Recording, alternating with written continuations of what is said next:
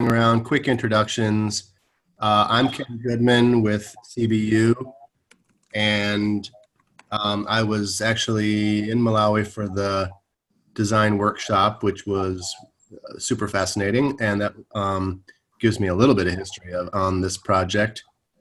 And I'll be facilitating the discussion today. And on the next on my list is Mitch. Oh, hi, Mitch. And Shelley. Hello. Sophia is on her phone in an airport, so I don't. Sophia, you can say hi. Yeah. So this is Sophia. I was the talent acquisition lead for this proposal. Thank you. Thanks, Sophia. Ben is on the call. Hi, everybody. It's Ben here. For those of you I haven't worked with, I'm the AVP for the competitive bids unit, and we'll just be listening into this part of this call. Gigi. Hi. That was Gigi. Leah. Hello. I work for FSR team as senior technical advisor for the M&E. I participated also in design workshop in Malawi, and then provided support for submission. Great. I see Jessica. Hi there. I'm here with Lem, who rejoined from our office, also with Catherine, who is our budget lead, and with Anne, who is our HR lead or talent acquisition lead. Great. Oops, let me go back to the list. And Mara? Hi, everyone. I think you all know me. Who else? Tom? Hi, everybody. This is Tom. I was mainly focused on Purpose 2. And the names are moving around as I speak, but I think that's everybody. So why don't we get started? So I think a lot of you may have already filled out a survey as part of the after action review AAR process. And we've gone through the data from the survey, both the quantitative and the qualitative data, and put together some kind of preliminary lessons, from that data source.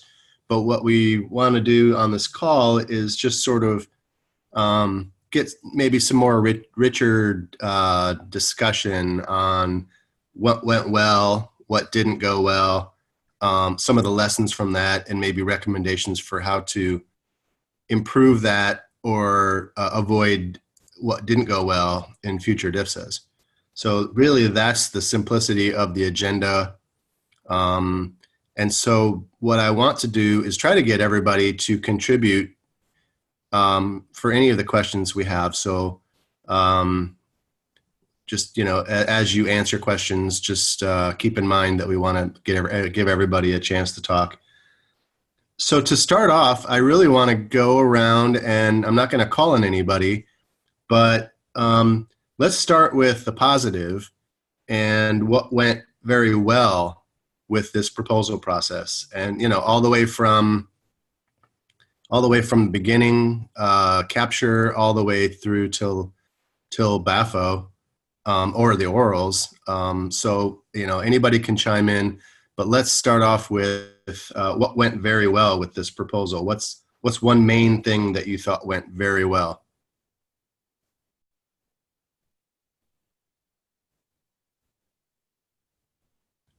And I'll leave it to whoever is the most daring to just jump in and Okay, so this is Sophia. This, I think, is my 6th DFSA I've worked on since I've been here at CARE, almost 5 years. And I think that overall, everything was very well managed. Big kudos to Mitch, who made it all look really easy, I think, to keep all the moving pieces together. I really appreciated how responsive and my colleagues in the country office were on the recruitment side. I think it was a really amazing team effort and especially considering the size of this and the complexity. So I say job well done all around. Thank you. Thanks, Sophia. May I? Yes, please. Yeah, to me, the best that we got the issue letter, and actually we're, as I know, we're the only selected candidate for this bid, for this program. Mm-hmm. And I'm really happy for this. And it's directly to me, it indicates that our teamwork was done very well. And the second specific for me, they also very positive sign was that into the issue letter there were no M&E related things. And specifically for this, I was really glad. Thanks. I'm sure that made you happy. Yeah. Hi, Mitch here. I think having a writer that not only knew Food for Peace really well, but knew the country really well made a huge difference. Mm-hmm. Jessica, I think you raised your hand. Yeah, thanks. I think Mitch's point about the writer is spot on. I think that helped quite a lot. He had done the midterm review for the current program, and so he had a lot of good insights into how we could improve. Also, I think as someone mentioned already, coordination was so smooth. We always knew what was coming up, where we were, what needed to be done next. The weekly calls were really useful as well. I'm sure we all kind of, it felt like a lot, every single Tuesday, but I think it was important to keep us moving along and accountable for the different pieces. I also think the budget process was smoother than a previous process that I had worked on. So I think there was really great leadership there and good templates that helped the process. Great. Mara, you have your hand up? Yes, I think that I would like to acknowledge the country office and thank all of the people who took part in the workshops for their dedication and continued work over time, especially with respect to finalizing the theory of change. And really, I think we did about 3 different assessments for this, and their ongoing persistence to come up with answers, responses, etc., including through the process of the recent issues letter, which was not very easy. Jessica's coming to the US was important as well. And then finally, I think there was a very good coordination process, and really we functioned as one team with Save the Children in country, which is not always the case. And so that went also very well and, almost seamlessly with Save the Children and some of the other partner organizations who participated. So overall, I just want to, I think that the country office is extremely strong and deserved where we have gotten to today because of their efforts. Thanks, Mara. Yeah, let me just add on the budgeting process because I was the budget lead for the country office. Mm-hmm. Overall, in terms of coordination of the budgeting process went on well. The partners were very responsive in terms of respecting the deadlines, save for maybe 1 or 2 where we had to push, but all in all, we managed to get all the input from the partners on time. And also the support from CBU, especially the budget lead who is Gigi. I think she was great in terms of putting the pieces together. And it's actually, for me, being the first time to be a budget lead for a large DFSA like this one, I think I learned a lot from her. That's great. Thank you. Yeah.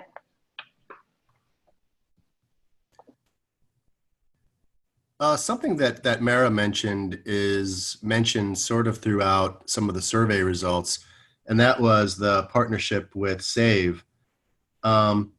Is that kind of a common feeling across folks that the partnership with SAVE went really well? And, is that something that we can learn from and try to repeat that kind of partnership?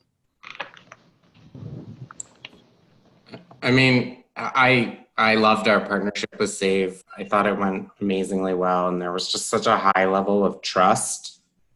I'm not sure what the magic sauce was, but it felt great, and I wish every partnership could feel that way in a BD process. Not sure how we did it, though. Yeah, I would just echo that. I thought the partnership was great, but I think it might just be the individuals involved, but also it's indicative that there's a good relationship between SAVE and CARE in Malawi. Just to add to that, not everyone may know, but Matthew Picard used to be the country director for Save the Children in Malawi. And so I'm sure that the SAVE team already had a lot of trust going on with CARE and vice versa as we were entering into the process. But I also think, like Tom just said, it was really down to individuals who really helped a lot.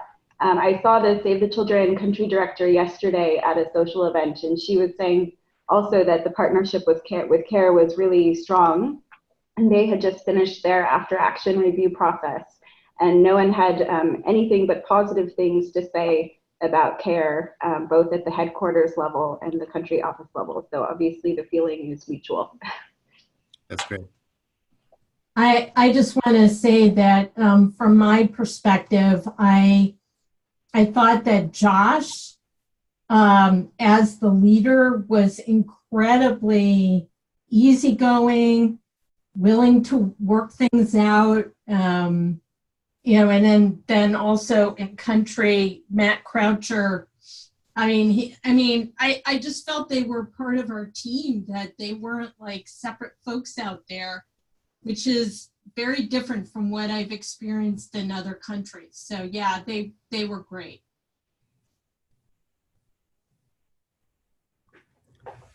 Well, just, to stay on the positive for maybe a minute or two more, are there other very positive things that went well with the proposal that folks want to mention before we move on?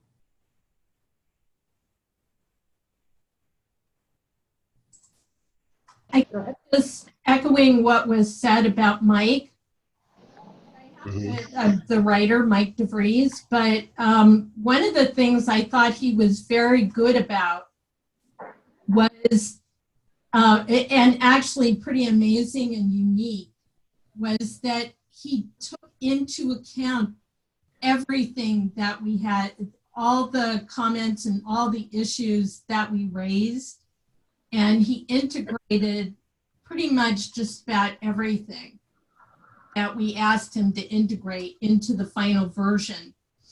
And, pretty much that's a unique thing amongst all of the writers that I've seen. Because quite frankly, at the end of the day, you read the thing and you want to make sure that it's right. Even though he did an excellent job of drafting, there were still lots of comments to address at the end of the day. And even while he was suffering at the end, he got really sick and couldn't continue. Before he stopped, he, he integrated the comments, and then, it was just amazing. And then, had his wife contact us in the hospital. I don't want to go into all the details, but just you don't have people like that as writers, and we almost need that, going forward, to have somebody as great as him.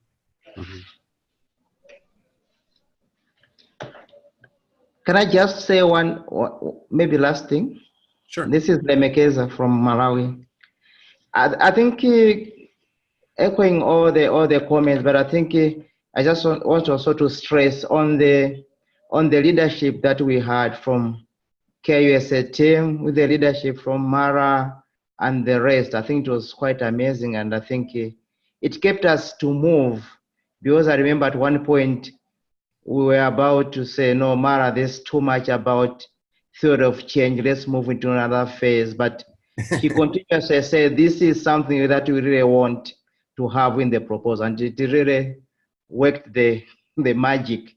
So I think the team supported the country office very well, and I think your leadership, I think, made it possible to the position we are right now.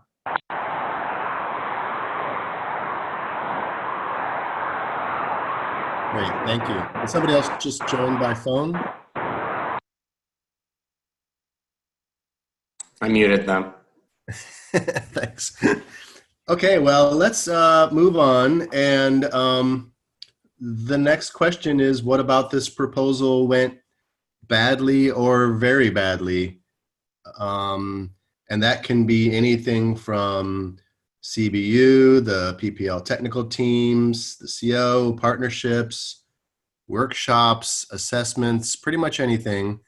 Let's discuss what didn't go well. And sometimes, you know, even though it's the negative, it's a more productive part of the AAR in that we can learn from what didn't go well and our mistakes. So who would like to go first in terms of what didn't go very well? I'll go. I think the theory of change, we struggled to finalize it on time, like according to our general calendar.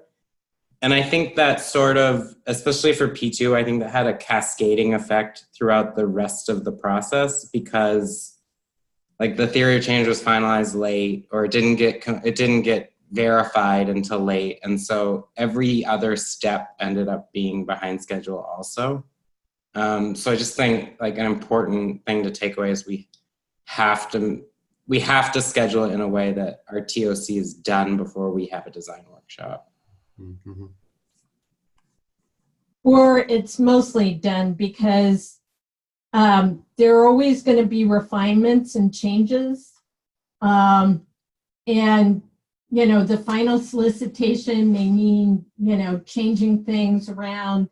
You know, the final RFA came out very, very late compared to when the draft came out.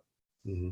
So, you know, and there was actually an entire change in geography and so forth. I think it was excellent that we had the intel ahead of time to know how to quickly make those changes as we needed to. But, you know, also there are a lot of things that can't be helped at the last minute. That being said, you know, it's a little bit like there's that last sprint between the final RFA and between the draft RFA and the coming out of the final RFA and the deadline, which may be only 4 or 5 weeks. We have to keep that in mind going forward, that there's that short turnaround time between the release of the final RFA and the deadline, to ensure that any last minute changes that need to be made are made very, very quickly, and that we really truly are at the red team review by the time the final RFA comes out. Hopefully this year, we will not see the same change in territory take place as we saw this year. Mm-hmm. Just to follow up on that, that's sort of two things. One of them is the theory of change, and the other is sort of the being at red team when the RFA comes out. Are there things that could be done to better make sure that the theory of change is close to final by the design workshop? And are there things that could be done to, when the RFA came out, was that a particularly fast turnaround? Was that something that was different than normal? I would have to say, Ken, that this is a pattern that we saw both this year and last year, that the draft RFA came out really early and the final RFA came out about 2 months later than anticipated. And when it came out this year, the deadline was 5 weeks after release of the final RFA.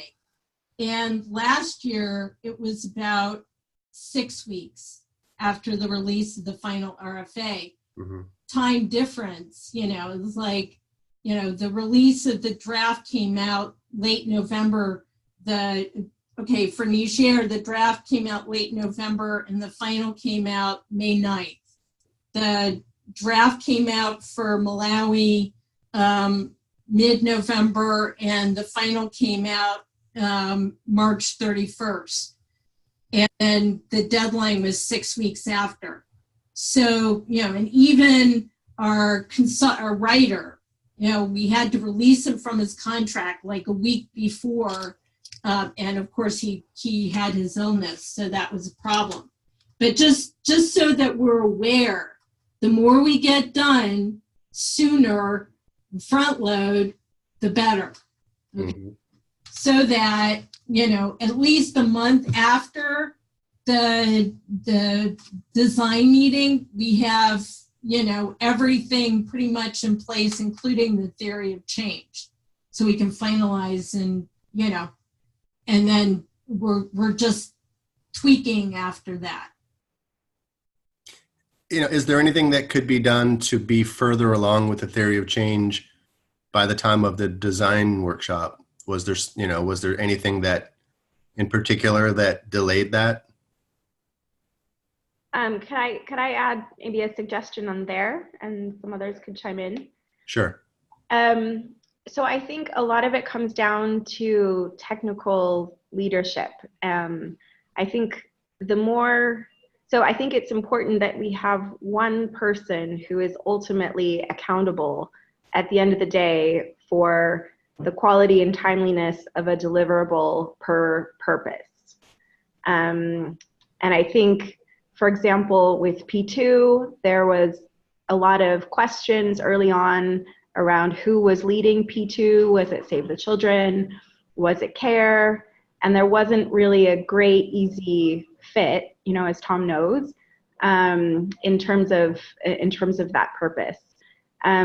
Similarly for P3, I think we're lucky that Dorothy was able to put as much time on it as she could. But I think it's difficult when you're asking people who are maybe full-time on other projects to take a technical leadership role for a purpose. I think P1, it was the best solution because we had Henry who knew Malawi. Also,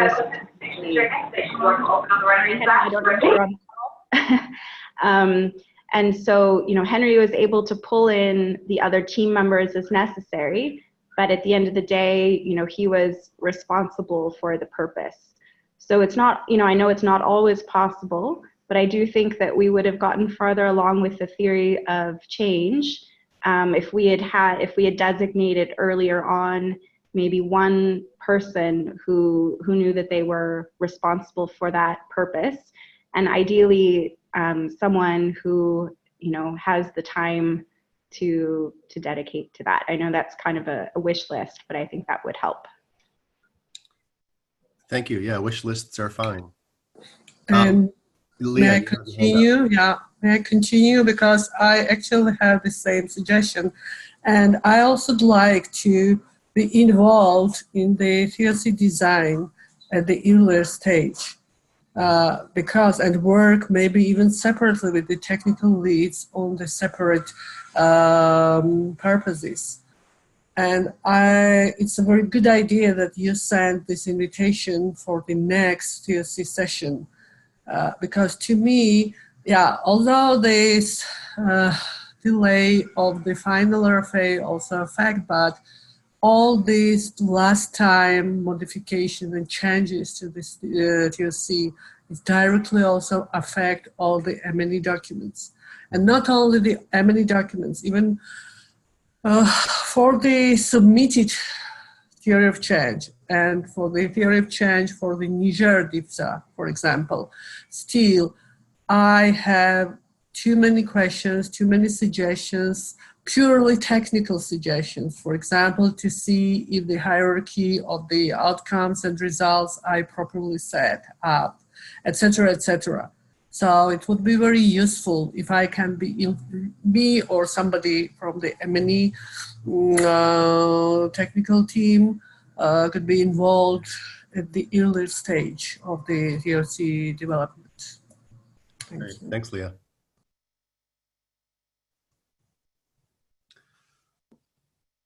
So what other things about the proposal didn't go well?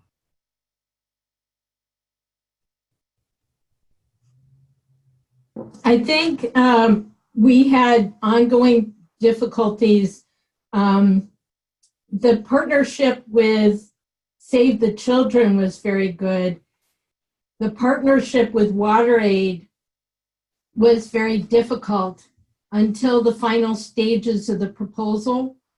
And even with respect to the issues letter process, they were not very efficient or timely with their responses, and it made it very difficult for the Purpose 2 teams to really coordinate with them.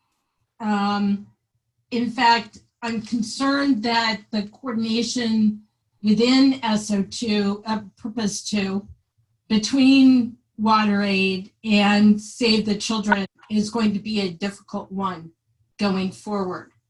Just due to this, and it was everything from programmatic to budget to everything with them from beginning to end. So, you know, and then even at the end of the day, at the issues letter phase, we were very close to dropping them until Stephanie came along and said, no, we shouldn't drop them. But, you know, for strategic reasons, and, you know, they wouldn't partner with us again if we dropped them at that phase, et cetera. But they nearly quit a couple of times during the proposal phase. And, you know, I'm still kind of wondering, you know, was it best for us to work with them or not? And would I work with them again?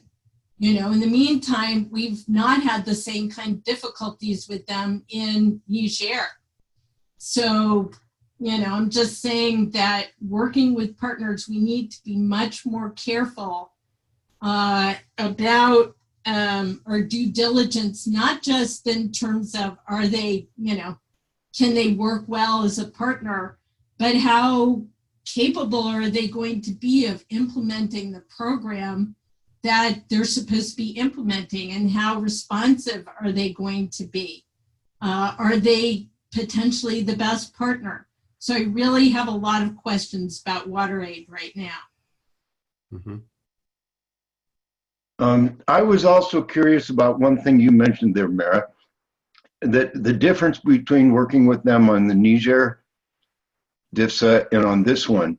And what do you suppose accounts for that? Was it just that there were different individuals, or because it was very different? Yeah, you know, it's hard for me to say, but I think it was a combination of both the individuals and the level of priority of WASH in the program. Because in Niger, the priority of WASH is very high. So they're managing an entire purpose on WASH, whereas in Malawi, there's a sub-purpose, which has been, you know, cut back significantly as well.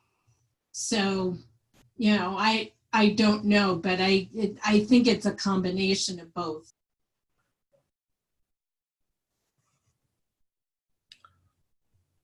Were there any other partnerships or partner issues that didn't go as well as was hoped?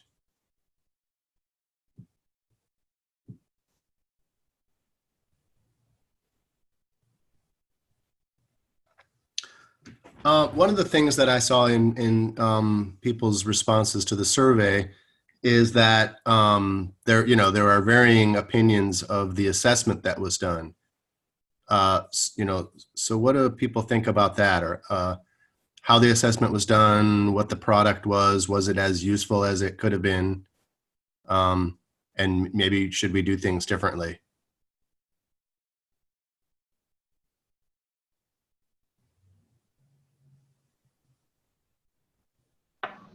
So I think we should do things differently.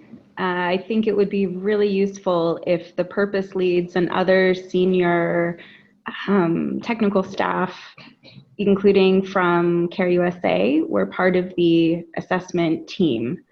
I think that the questions for the assessment need to be driven by the purpose leads to help fill in the information gaps that they have and they know exist within their purpose. And I also think it's so critical for those that are leading each technical area to meet with the communities and the district government stakeholders to have firsthand knowledge of what is happening in that district. I think because we didn't do that, maybe initially we got, and I'm including from our own team here because we mostly outsource this to a consultant. I think to some extent you're going to get more of the same, kind of what we're used to proposing in, let's say, a DRR project. We might propose, that part too, rather than really reflecting on what are the needs and the opportunities and the gaps and other projects we can leverage and what are communities and district stakeholders telling us. So that would be, I think that would be really useful.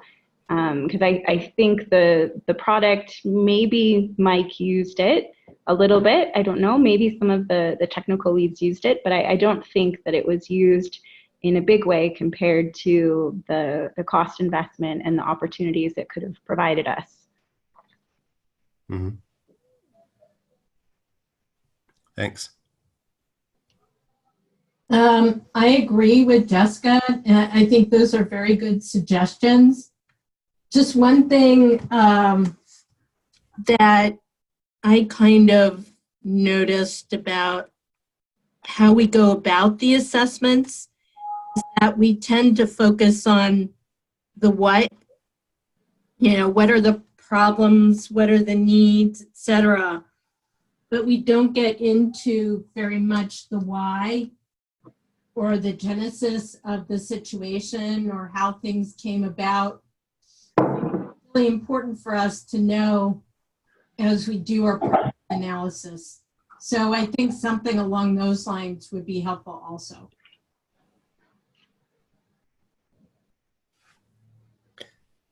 I do remember in the design workshop when the consultant that did the assessment presented the findings that there seemed to be more questions than anything. It seemed like there were still a lot of questions that people had that the assessment didn't seem to address for people.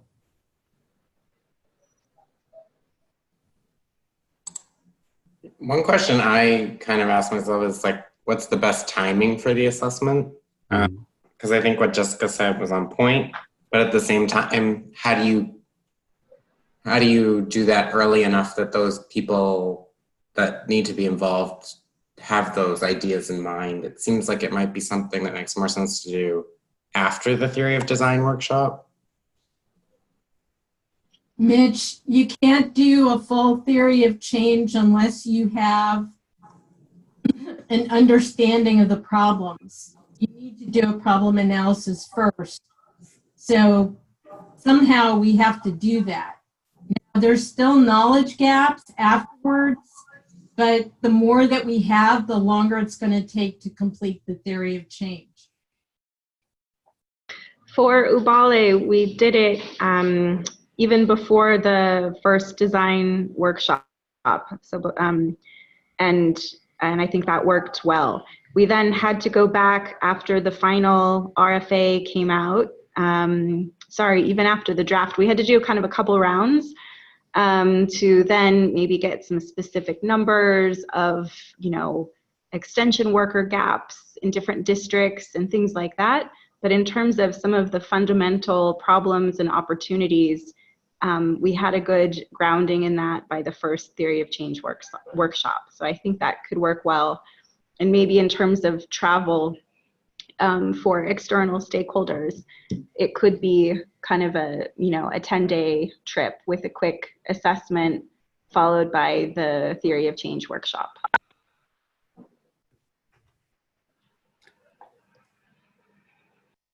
One point that I want to emphasize is that I've been working on this type of program now for, I don't know, 12, 13 years or something, either as a prime or a sub. And in every single case, bar none, the data from the assessment was provided the night before at the earliest. So people never really get a chance to review it ahead of the workshop. And this was the case for this particular workshop as well. People had only a minimal amount of time to review the data.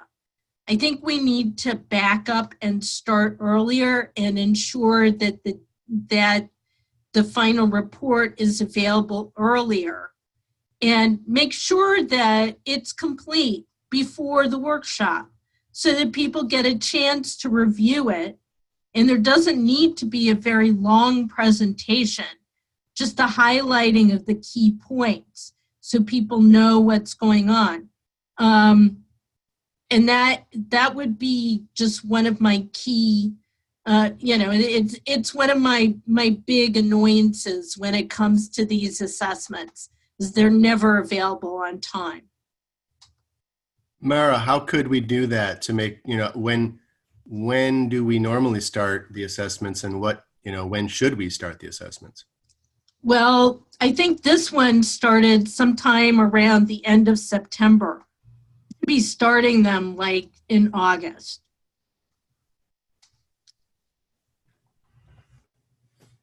It also seemed to me that Mike was almost a walking assessment. He seemed to know as much maybe as the consultants that did the assessment. And I don't know if that's normally the case. Well, he had also insisted on a field trip Yeah. right before the workshop, which I think was useful for him. Mm-hmm. Yeah, I agree. And I think that it's not common at all. But at least the key design folks should have a chance to go to the field. I know personally that I went to the field prior to the Niger DFSA, and that was extremely helpful. And then, getting the perspectives from locally based technical people was also important. And we had that also for Malawi. I think for Zimbabwe, we do have some very strong members of the team there. I think what we need to do, or in any country where we do this kind of work, some kind of pre-assessment time when folks can go to the field, and or an opportunity for the writers to go to the field will be important.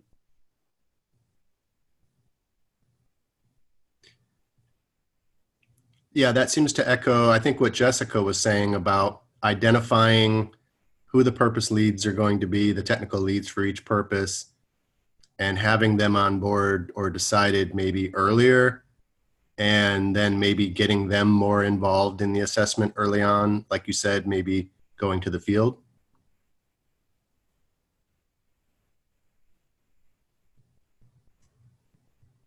Would you say that's a good recommendation for moving forward? Start it earlier, but have the technical leads involved earlier as well? Yeah, yeah.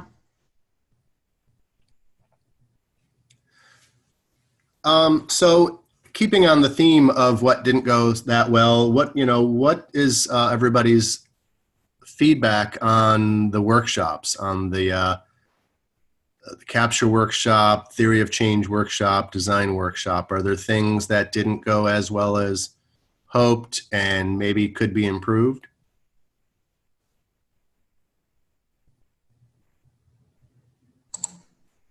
I think we always underestimate the amount of just group work time we need to allow for and how long it takes to do that group work within the purpose groups. I think also that our expectations of what can be accomplished in a workshop are probably pretty high. Like we'd like to be able to walk away from the workshop, from the TOC workshop with a completed TOC. I don't think that's going to happen, ever. Okay. Even get a TOC down to the outcome level, maybe, but it probably will require follow-up afterwards.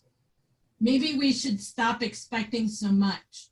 But for instance, like CRS, they do one workshop just for the problem analysis, okay? I think we can do a workshop for the problem analysis and begin the theory of change. I think more follow-up is needed after that. And I think that, you know, by the time of the design workshop, we should be getting to that point.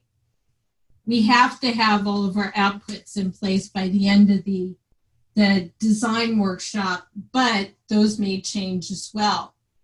However, in order for the writing to go well, they need to be there. And I know Mike pushed us on those. In many cases, they were not ready. But I think the process has to be in place to understand what are the really, like, these things need to be done or else by the end of each workshop. And then the additional work that may be needed to finalize things, we need to be able to ensure that there are people who can continue to carry on that work outside of the workshop, because it may not be possible, you know, without additional follow-up and so forth. It may not be possible for a lot of team members because they have their other work to do. But it is going to be necessary for us to do that. And then finally, you know, I know we were trying to budget during the design workshop. We need to be more stringent about ensuring that we get to the budgeting. And that, once again, it's complicated, it's difficult, it's hard, but we need to try to be able to do that. Regarding the budget, I did read feedback that, so you're saying be more stringent about getting the budget done at the design workshop, but then I did see feedback that said some folks felt like they were pressured to budget things that maybe weren't completely worked out yet. And then when they were, then, you know, the budget had to be changed. So is that sort of a balance there of wanting to make sure that a lot of budgeting gets done by the end of the design workshop, but maybe that's too much pressure at that point?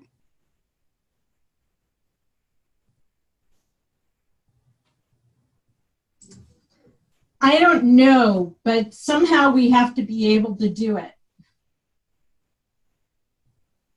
So I have a couple of suggestions. So one of them is I think with both of the workshops, actually, there were a lot of big plenary sessions that were sort of introductions to key topics. For example, what does Food for Peace think about, you know, governance or youth, you know, or what is CARE's gender strategy? Or, you know, I felt like there was a lot of trying to bring everyone to the same page, which is really important. At the same time, it took a lot of time. And so my suggestion here would be that, you know, we have some sessions maybe on Zoom ahead of time that we think, so move a few of this to Zoom ahead of time, and then really prioritize a little bit more, because most of the work, if we're being really honest, was done by a few people. So not everyone who's in the room for the big workshop needs to really understand all of the big strategies and how everything fits together. And, okay, in 2 months, we're going to need to plan for resource transfers. I think the people who were really responsible for developing some of those elements, they knew already, some of the expectations there. So I think we could be more narrow with what we try to achieve with a big group, and cut some sessions and move some sessions to Zoom. I also think we need to be more strict with the number of people that we invite. So I think if we can be specific with our team on who is going to have what role, we can have a smaller group for these big workshops. I do think that wider consultation is important, but for example, if we had a group of, let's say, 20 people instead of 60 or 50 who are doing the theory of change workshop, after the workshop, each purpose lead could hold a wider consultative discussion with additional technical experts in the country or through Zoom to get more feedback. But in terms of doing the manipulation in Excel and doing that initial problem analysis with Post-it notes and everything, I think that's really difficult to do in huge groups. And I think even within the group, for example, for the Theory of Change workshop, I was at the P1 table, and we might have had 12 people sitting around the table, but often 3 or 4 were contributing. And so I think we should look at that again. So trying to find ways that we can still consult and get feedback.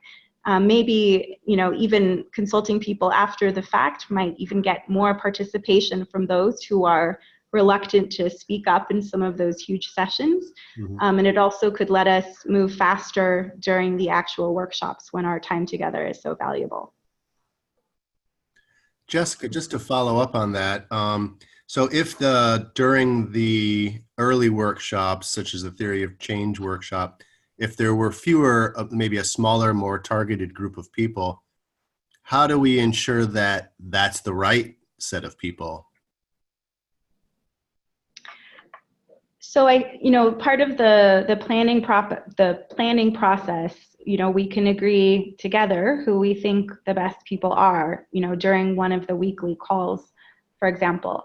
So for purpose 1, if we know that Henry is the lead, we can identify maybe 2 people, or 1 or 2 people from Save the Children, and then another 2 people from the Care Malawi office to work in a team of, let's say, 5 people to really do the initial heavy lifting.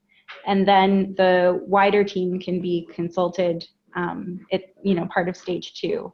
I don't know if that makes sense, or maybe Lem, if you want to contradict me or add anything else. Okay. So go ahead. Oh, sorry, Lem, are you going to speak? Not for now. Well, this is Tom. I remember having the same feeling after the Niger workshop, that I think the Theory of Change process is too participatory, which, I mean, at face value, it sounds like a good thing, but it takes so long because of that. And part of the problem is that, in my opinion, sometimes bad ideas get into the Theory of Change because everybody's being so polite to each other. And I think it might be more useful to break down the Theory of Change and assign different people parts of it. Like sub-purpose 2.1 goes to one person, 2.2 goes to another person, and then come together with the big group to critique that and maybe improve it. But otherwise, you could spend a whole day, and then you look at it at the end of the day, and it's like, well, this is nonsense. We're going to have to totally redo this. One other thing, since I'm yammering, it also would be helpful, I think, to identify not just the theory of change, but the things that, as we were discussing, really need to get done at the workshop. I can't remember the individual pieces, but the reason for this is partly once everybody goes their separate ways, it becomes very difficult to coordinate doing something that in a group discussion we probably could have gotten through pretty quickly.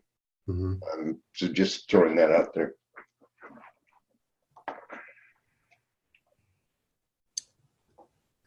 It sounds like some of these recommendations might lead to being more efficient with the theory of change workshop, and then maybe having a more complete theory of change by the time of the design workshop, maybe having at least the outcomes all worked out. Is that sort of a consensus? Does anybody disagree with that?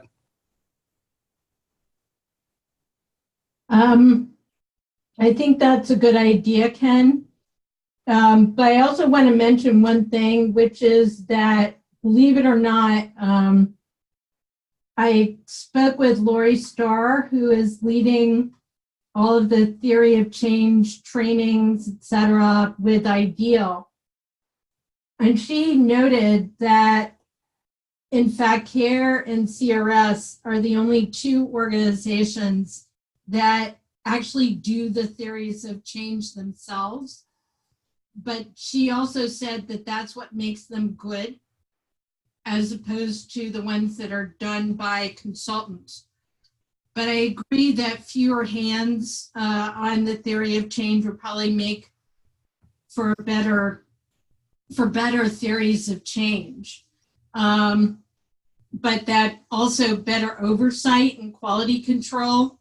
And once again, maybe not being so lenient with folks in terms of their ideas is really important. I do think, however, one of the things that takes a lot of time with the TOCs is that there's a lot of kind of, what shall I say, admin work of typing things up and coming up with a framework and making sure that everything fits and all that kind of business. Mm-hmm. You know, it is kind of time consuming. It does take up time. But, you know, I think if we come to agreement on what we, you know, want to see in the TOC, it will go faster. Mm-hmm.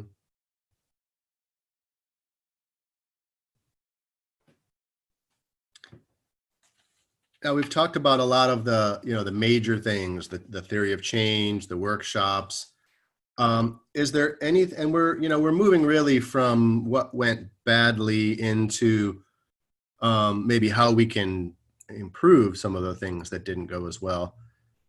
Is there anything about talent acquisition or gender or budget or M&E that you think could be improved in future DFSAs?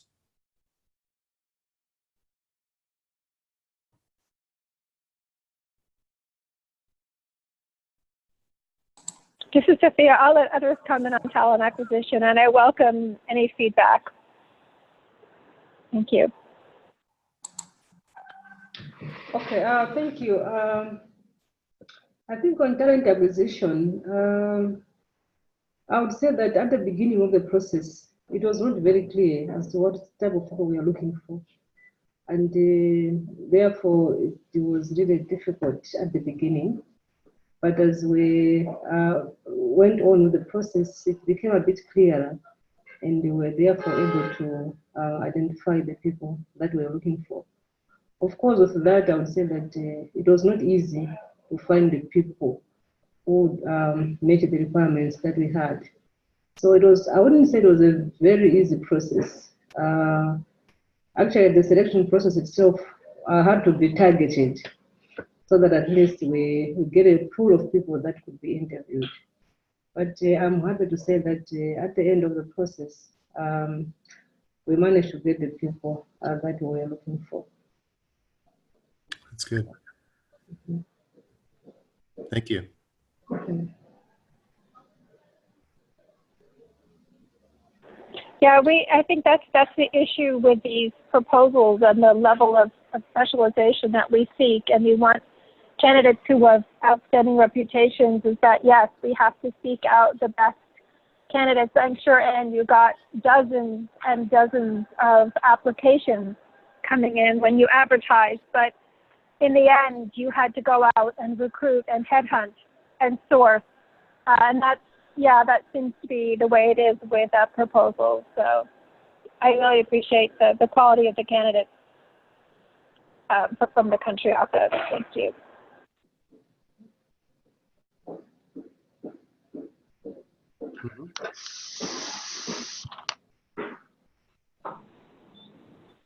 Anything about the M&E or the budgeting or other things like that you think, even if they went well or didn't go well, that maybe could be improved?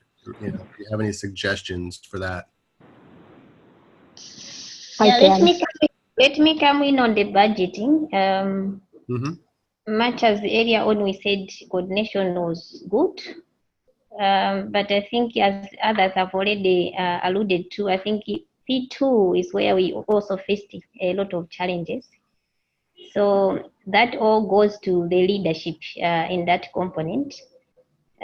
So this also affected even the budgeting process, such that it wasn't clear who was actually leading on the budgeting piece. So at some point, I had to sit with the component leads, the sub-component leads, just to go through the budget and make sure that we are on time. So I think leadership overall is critical on the program side as well as the budgeting side. So whoever is leading on a component should also be responsible for also coordinating the budget and making sure that the budget is submitted on time. Yeah. Thank you. Thanks. Yes, this is Gigi. So just echoing what Catherine has said, most of the time we have budget leads on the technical side, but we realize they also have their day jobs. So it's always going to be a challenge to manage the proposal work that they have to do, as well as the work that they have to do on a day-to-day basis. But when we do run with the proposal and identify the members of the team, we kind of like have some of that commitment up front, make sure that we have, we can keep the proposal work going. I also wondered, however, if one of the challenges for budgeting activities is targets. And when do we get to our targets, and how comfortable they are with proceeding with the budgeting with a target in mind.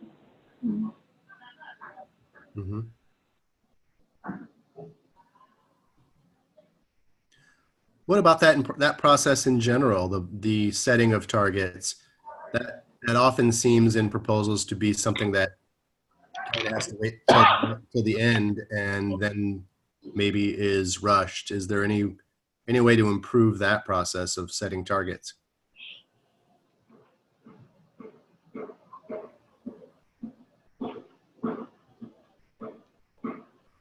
I think that one of the key elements in all of that is, and one of the reasons why it was difficult this time, is knowing the demographics of the areas where you're working and who we're trying to reach, and then calculating based on it's kind of an iterative process, because you go back and forth and you say, okay, based on, we can pay for this number of staff, and then, based on that, these are the targets that we can reach, and then the percent of the population we're reaching, and then going back and trying to calculate again, okay, and so it's a difficult process, and made all the more difficult this time around because the geographic areas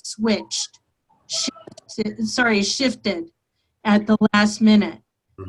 So I think that was a casualty of, that shift in geographic area, but having the demographics of certain areas available to us as soon as possible will in fact help. And then calculating ahead of time what the staffing needs are and the coverage of each staff person will also help us to be able to do that targeting more quickly and capably, and then, you know, come up with actual targets, as it were. And that process is always difficult, and it involves all kinds of decisions being made around how many people we're going to reach, et cetera. Mm-hmm. So I think it was worse this time around, but it's always hard. But the sooner we get the demographic information, the sooner we calculate what the coverage is going to be and how many staff we need and so forth, the easier that will be. Do you think that? And also, Mara, yeah, go ahead. Sorry, if I may, we spoke about P2 having kind of a set of standard activities because there's usually a care group, and MCH is always present in this.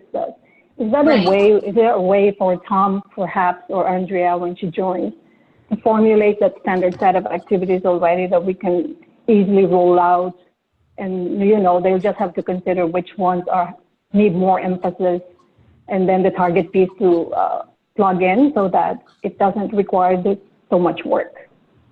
Well, yes, pretty much. But that doesn't mean that we have a standard set of things, because this time around also, you know, we were told that certain, you know, that some activities had to be scaled back, et cetera, in the issues letter. So, you know, we were not, and because we included WASH as part of P2, which we hadn't done in previous years, that was also another issue. So, you know, it's not going to be absolutely totally the same every time around. However, there is a table that we use that will help us to calculate the number of volunteers, you know, of lead mothers and promoters and supervisors. So that at least is a standard tool that's available to us. But in terms of like what's going to be included in the curriculum, that can change. Leah, I see you has your hand up. Okay. Thank you, Mitch. I also would like to say 2 more words about the targets for impact indicators. And I would suggest somehow to pay more attention to this, and specifically, I think that it would be very useful if the technical leads for each purposes, they go through the secondary data as well, the survey results, to set the realistic targets for the impact indicators, which should be the percentage point increase or decrease or the baseline value. Mm-hmm. Because for this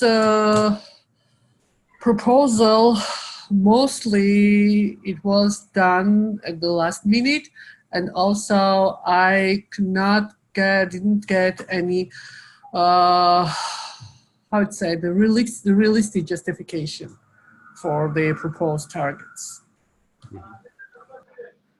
That's a good idea, Leah, but I think one thing that you might want to make available would be, it may be actually something that you could put together, would be some of the most recent data, provide that to the purpose lead so that could look at setting realistic targets. I mean, while they're busy doing other things, that's something you could take some time and pull through. For instance, there's always a baseline for the previous project.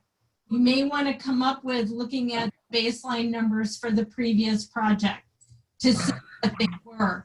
There may not be a final evaluation as yet, but there may be sort of updates that are available from UNICEF or from, some other organization in country on those particular targets, you know, where there could be, you know, a way to look at how can we, you know, come up with them. Thank you, Mara. I actually did this, but it was during and after the design workshop, and I'd suggest to start it even earlier. We don't need to wait until the design workshop to propose these targets. Sure. Yeah, okay, so, that's fine. Yeah, I agree with you. And Zimbabwe, in the Zimbabwe case, for example, if this will be our next proposal, we will have the final evaluation and the many studies and surveys for the previous program. Maybe we will, maybe we won't have the final evaluation, but it's likely at least that we'll have some studies that we can look at. So yeah, you could begin pulling that together right away. That doesn't, we don't need to wait until, you know, the design workshop. Sure. Another couple of ideas around the getting to the targets. So one, I think if in the theory of change workshop, because of some of the other points that we discussed earlier, we might get to the outputs at that main workshop, I think that would be a good target for that first workshop. And then at the second workshop, you can focus on activities and then trying to budget for the activities. I'm sure that was the original plan if I kind of try to remember those agendas, and we just didn't get there. But I think that would make sense, trying to give ourselves several days for activities and several days for the budget. And if that's not possible, then I think it would be great to bring people back together into a mini workshop to do the targets and the budgeting. Because I find that if you force people to be in a room for a certain number of days, that things will happen, whereas, you know, asking them to do it outside of the workshop involves a lot more chasing. But also the issues of coordination and making sure that we're budgeting for things in the same way, that we're using similar approaches, so that could help. The other thing that slowed us down was we hadn't included in our assessment the first couple times the coverage of other programs.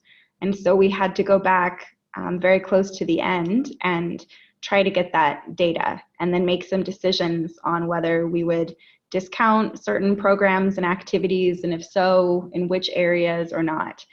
And particularly for P2 and P3, that had a big impact.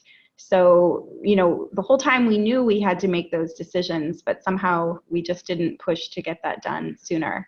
So I think that would be something we could include in the assessment in the future, is really trying to get more specifics onto coverage of the programs that we know already that we would have to coordinate with.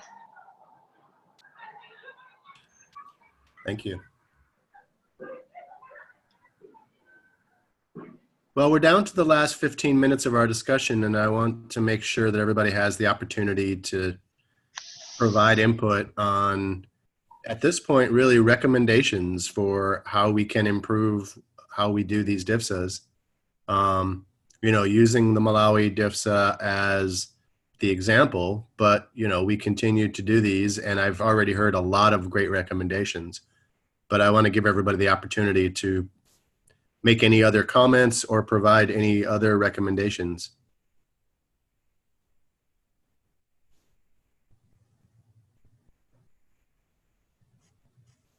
And in addition, you know, is there anything that we haven't discussed yet that you think really needs to be raised?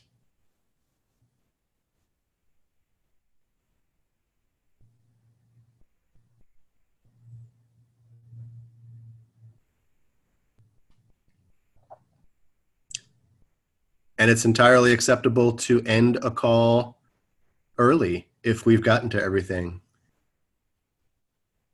Sometimes it seems like an hour and a half isn't enough time, but this may have been just right.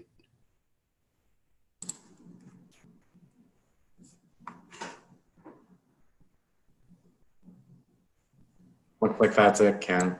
I'm hearing consensus here. Everybody is satisfied. Yeah, I think we covered most of the important ones. Yeah, we're happy here.